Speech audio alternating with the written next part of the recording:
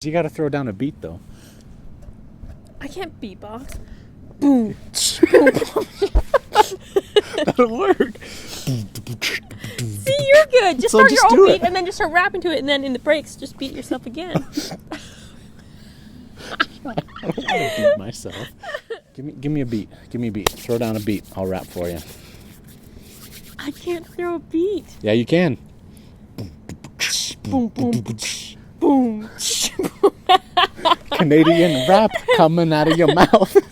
Your name is Jack. You served in the Taiwan, Taichung, Michon, Beijing. Boom, boom. I can't do it. It's got to be more organic. I don't have them written. My little pierogi, straight out of Canada. Your hair is so gold, just like the sun, yo. Your lips are soft. I like to kiss them. Boom, boom, boom, boom, I can't do it. I'm done.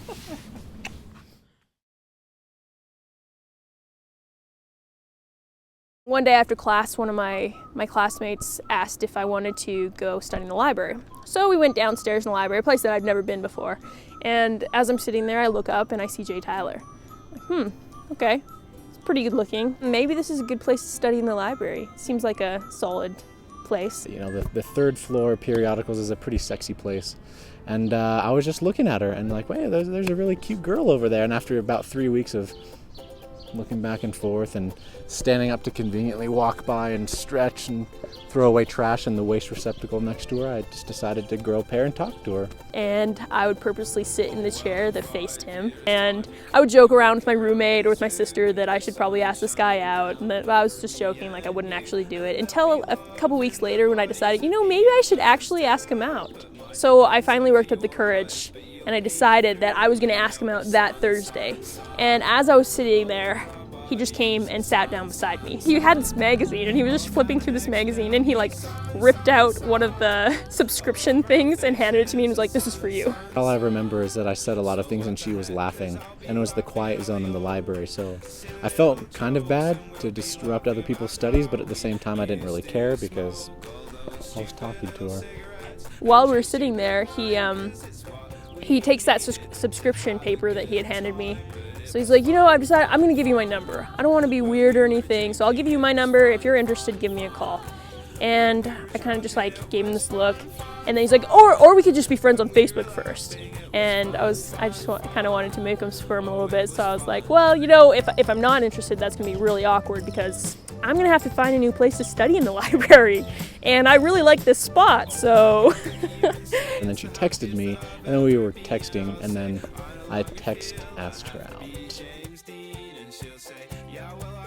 I like to think of myself as a pretty suave guy. I'm pretty smooth with the ladies, so I felt pretty comfortable. She seemed kind of like punk rock, so I was like, maybe I'll wear some skinny jeans and a punk rock t-shirt. So there's that awkward little bit when we're driving to the restaurant. We're like, so where are you from? How's Canada? And we drove to Sandy and went to Chipotle, which is one of his favorite places to eat.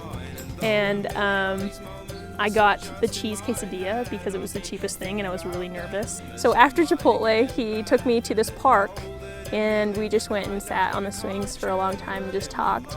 And I don't know, I just felt really, really comfortable with him. One of the first things I noticed on our first date was that she made me laugh.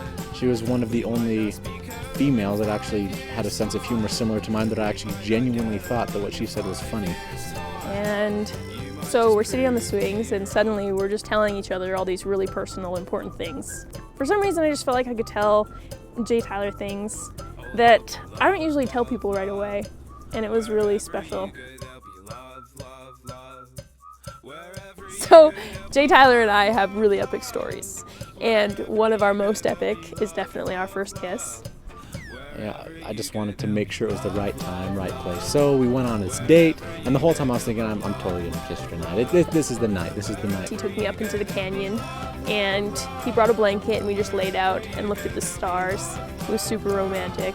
Having a good time, laughing, having those serious, cutesy moments. We were going back to the car and I'm like, okay, now's the moment. I was carrying the blanket to put into his back seat. So I opened up her door. But then as I was trying to put the blanket in, he took my bag from me because he could see that I was struggling trying to hold everything all at once. And then I set her purse on the trunk of my car, and then I just attacked her and I lifted her up against the car, just a total macho move. I'm really strong. So I just kissed her as she was pressed against the car, and she was like, ooh. I have to say, it's probably still the best kiss I've ever had in my life. But the best part was that I went to drop her off, and then she went to go find her bag. And I realized that I don't have it. And I'm thinking, oh, Jay Tyler took it, so it's probably in the back seat. So I'm like, where's my bag? And he just gets this look on his face. Like he's terrified. His eyes get super wide. And he's quiet, and he's just like, And so we drove back to the place. And the whole time he's like sweating and he's nervous and he's like, I'm so sorry. He just keeps apologizing. And found that it fell off the trunk of my car and it was just smashed. So everything in her purse was pulverized. And it had been run over by multiple vehicles. So my phone was smashed. I had a hat that was in my bag. It was gone. Everything was just kind of destroyed. And again, he felt so terrible. And at this point, I'm just laughing. It's pretty funny. Her reaction to the kiss was most favorable. She seemed to enjoy it, and I think I upped my points in her book. And then the phone, she's actually pretty chill about it. I don't know if it was because of, she's like, ooh, I really like this boy, or maybe I just have a smooth way of talking, and I paid for a new phone, so I guess no harm, no foul. So she was pretty chill about it, which again is another plus. Something else I like about it.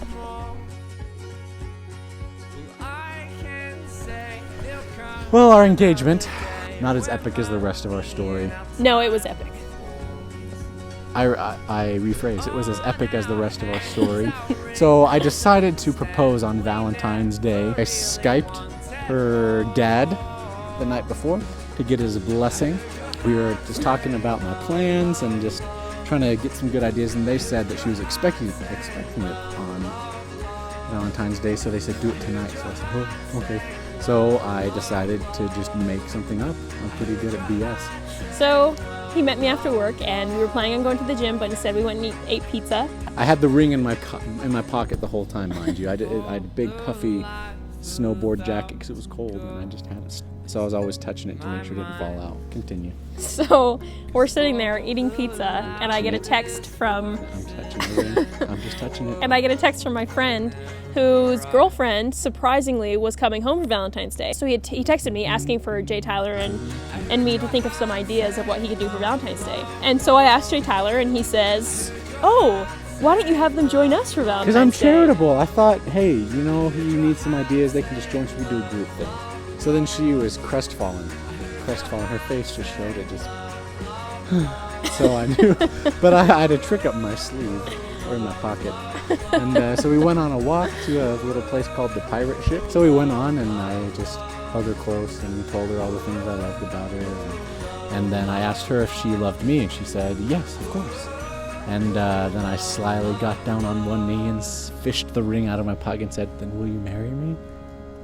And then she cried for about 10.5 minutes, and I wasn't sure if she said yes. We hugged and kissed for that 10.5 minutes, but I still wasn't sure. So then I said, you did say yes. And she said no. And I said yes, Yep. Of course. Whew. Suddenly I got butterflies a little bit. Jack? Jay Tyler Christensen, I promise That I will love you forever. that I will let you love me, and I'll let you take care of me. On the rare chances that you get grumpy, I will always hold you. That if you really want, our kids can be born in the United States. I will always make chips and salsa for you, and I will always provide popcorn and watermelon. That I will never love animals. I promise to always kill the spiders, kill all of the bugs in our house. And I promise that I won't play indie music too much, and that I'll learn how to love your screamo punk rock music. I promise to always open the door for you on my car. And I promise to always pretend to get mad when you don't let me open it for you when we get out of the car. And I promise to always be silly with you and to always be willing to laugh at the good things and laugh at the crazy things and laugh when I probably should be crying, but I'll just laugh with you.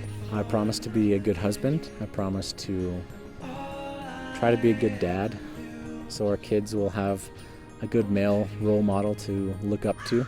And I promise that we can go on crazy adventures all over the world. And that even when we aren't traveling all over the world, that we'll still have adventures every day together, just you and me. I promise that you can always be yourself with me. Always. I promise to make you laugh every day. I promise that I'll always be the perfect mix of gospel and punk. And I promise to be happy, even when we have nothing else, even when we're dirt poor and we're living off nothing and we have to eat Kraft dinner all the time. Oh, and I promise to always keep my Canadianisms. To be loyal forever. And I promise to love you. Because you deserve somebody who will love you and only you. And I do. I love you. Quick. So this is take 5 again? Or take 1? Take 2. Take one. Shiz.